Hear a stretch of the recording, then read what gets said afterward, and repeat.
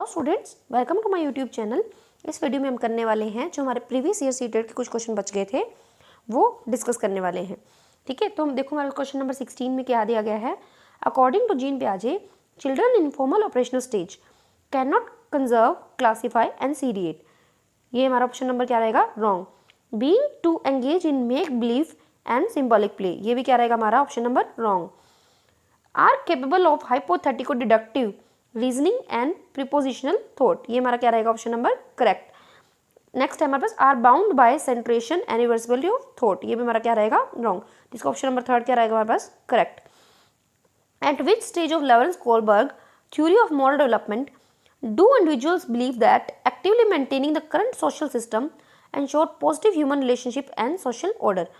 क्या है? Lawrence Kohlberg की नैतिक विकास के सिद्धांत के अनुसार व्यक्ति किस अवस्था में, जब वह विश्वास करता है कि वर्तमान सामाजिक प्रणाली को सक्रियतापूर्वक बनाने रखने से धनात्मक मानवीय संबंध और सामाजिक वर्ग सुरक्षित रहता है। ऑप्शन है यंत्रीय उद्देश्य अभिविन्यास, यानी कि the instrumental purpose orientation.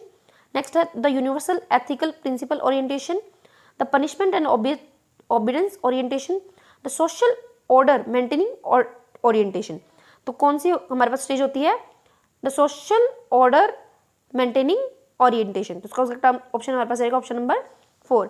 Next है हमारे पास during the period of childhood development consist only of quantitative changes, it disorderly and disjointed, it shows it slow and can not be measured, is multi layered and complex. तो क्या होगा? During the period of childhood development is multi layered and complex, इसका option number हमारे पास रहेगा 4 correct.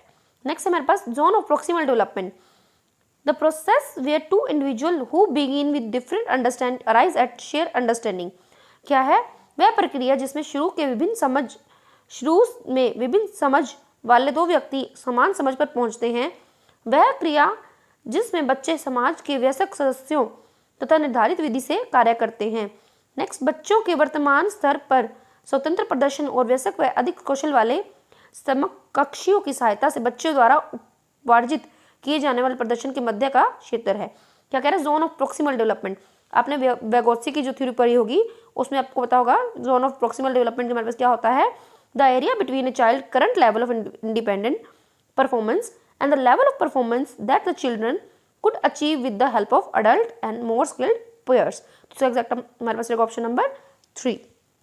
Next है हमारे पास in a progressive classroom assessment of learner during the process of teaching learning is helpful in identifying high low and non achievers for the purpose of giving feedback to parents is very important since it give insights into children understanding and help a teacher to reflect on the pedagogy. ये क्या कहता है? एक प्रगतिशील कक्षा में शिक्षण अधिगम प्रक्रिया के दौरान अधिगमकर्ताओं का मूल्यांकन क्यों जरूरी है? वाकों को प्रतिपुष्टि देने के प्रयोजन से बेहद सफल व असफल विद्यार्थियों को पहचानने में सहायक होता है।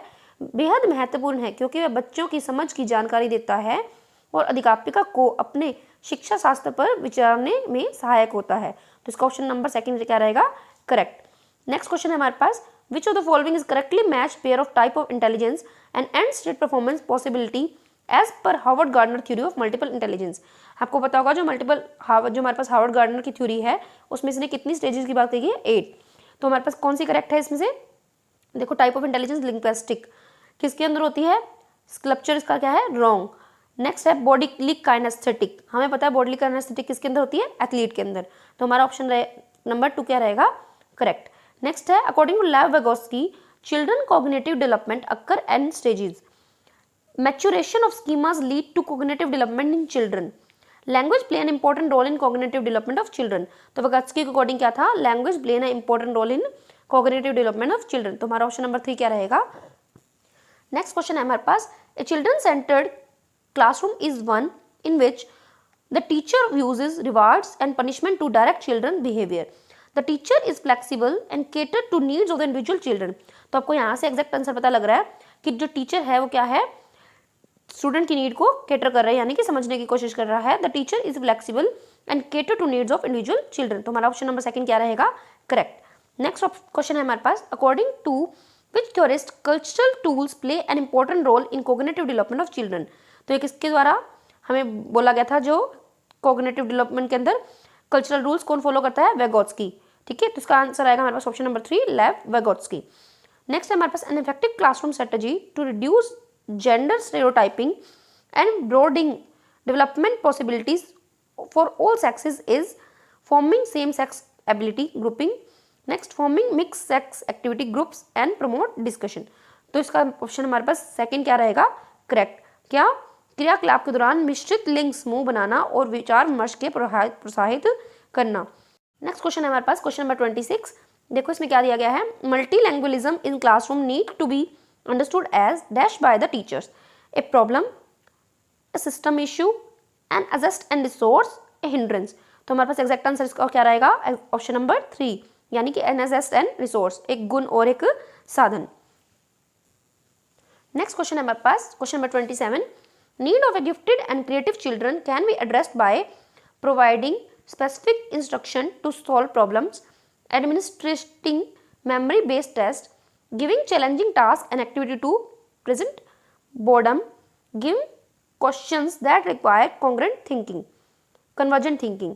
तो इसका एग्जैक्ट आंसर हमारे पास रहेगा ऑप्शन नंबर 3, क्या, giving challenging task and activities to prevent boredom.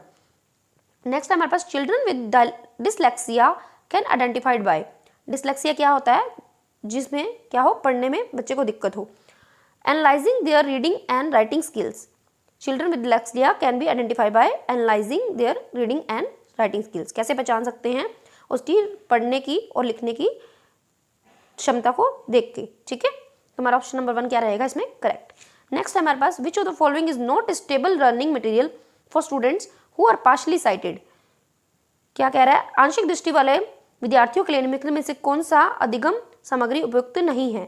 Taking books, felt bulletin boards, small print worksheet, large print work books, 3 dimensional maps and charts. तो इसका एग्जैक्ट ऑप्शन हमारे पास रहेगा ऑप्शन नंबर 2, यानी कि स्मॉल प्रिंट वर्कशीट्स।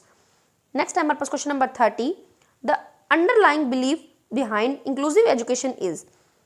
समावेशी शिक्षा के अंतर्हित विचार है, पीछे अंतर्हित विचार है, provisioning of special education institutions for children with different handicaps, the philosophy that all children have a right to get equal education in regular school, segregation of children on the basis of their abilities and providing of vocational training accordingly, diagnostic labeling of children based on their handicap for identification of their limitation। तो इसका exact option हमारे पास रहेगा option number 2, the philosophy that all children have a right to get equal education in their regular school। ठीक है, I hope आप लोगों को मेरी ये वीडियो इन्फॉर्मेटिव लगी होगी। अगर आपको मेरी वीडियो इन्फॉर्मेटिव लगी हो तो प्लीज़ लाइक शेयर सब्सक्राइब करना ना भूलें। Thanks for watching.